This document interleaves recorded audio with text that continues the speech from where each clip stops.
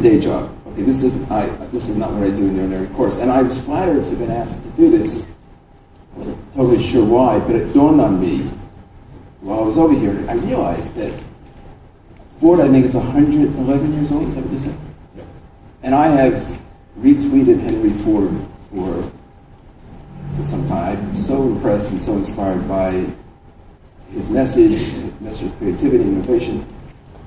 And it dawned on me that where I have credentials here is that I am a purveyor of the original form of transportation. And it's what you wear on your feet, which preceded anything Henry Ford did or had to say. But in footwear, arguably, still continues to be more efficient. It's less expensive. Doesn't go as fast and as far. But questionably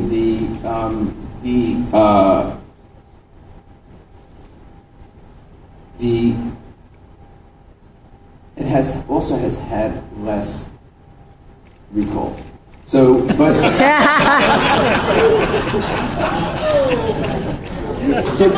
the footwear business is not something you should not disregard while you're here in Detroit this week. And also just a few random other thoughts, and then I'll try to figure out why I'll try to put forth something that has more substance. So a favorite adage of mine is that before you judge somebody, you should walk a mile in their shoes, and then if you don't like them, you're a mile away and you have their shoes. Then you can drive home. So I, as you saw in the video, have a vehicular beginning. I'll just tell you the story because it's a story, I guess it's a story of creativity and problem solving. But so 30 years ago when I started my company, I was 11.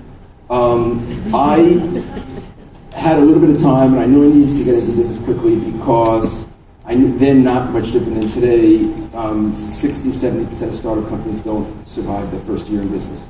So I knew I needed to come up with a name quickly and I needed to figure out how to get a product and figure out how to get it to market because I knew I would never survive that period of time. So I called the company Kenneth Cole because I didn't have time to go through a trademark process. In those days it wasn't Google, the internet, and it took a long time and I couldn't afford to take the chance. So I knew it would make my mother happy. So I called the company Kenneth Cole, and then I needed to make stationery, business cards, and packaging. And then I ran to Italy and I found a factory that needed business, knowing I had a better chance of getting credit from a factory that needed business than from a bank that didn't. And I created a line of cool lady shoes, came back and needed to sell it. At the time in the shoe industry, you had two choices. You could take a room at the Hilton Hotel, which is what most people did. I think there was about 1,100 companies, 30-some-odd companies per floor, and the buyers would walk the floors, or you could take a big fancy room at a 2-block radius of the Hilton Hotel, which I clearly neither had the money or the time to do that. So on a whim, I called a friend of mine in the trucking business, and I said, if I could figure out how to park one of your 40-foot trailers in front of the Hilton, one of those fancy buildings across the street from the Hilton Hotel, will you lend it to me? He said, sure, jerk. This is New York. You can't park a bicycle for 5 minutes, let alone a truck for 3 days. If I can figure it out, will you lend it to me? He says, if you can figure it out, I'll help you decorate it. I called the mayor's office. It was Mayor Koch at the time. I said, excuse me, Mr. Mayor, how does one get permission to park a 40-foot trailer on the corner of 6th Avenue and 56th Street on December 2nd, a week from that point? And he said, sorry, son, they don't. This is New York. We give permission only in the two circumstances: if you are a utility company servicing our streets, AT&T, Kennet, or if you're a production company shooting a full-length motion picture, because we were going through an I Love New York campaign in the early 80s and probably ever since. So I went that afternoon. I went to a stationery store and changed the name of the company from Kenneth Cole Inc. to Kenneth Cole Productions Inc. And $14 later, and the following morning, I filed for a permit with the mayor's office to shoot a full-length motion picture called The Birth of a Shoe Company.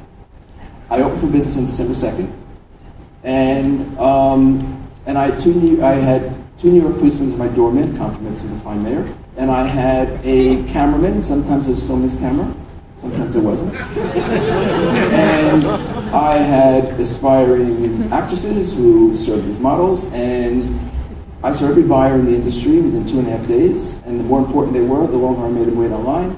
And we sold 40,000 pair of shoes in 2.5 days. The company is still Kenneth Cole Productions, Inc. We were traded on the New York Stock Exchange for 20 years. We went private last year.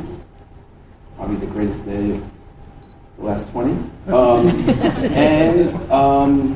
And the company to this day is Kenneth Cole Productions, Inc. And we keep the name, and I tell the story periodically because it reminds us of the importance of resourcefulness and problem solving. The best solution in our business is rarely the most expensive, it's almost always the most creative. So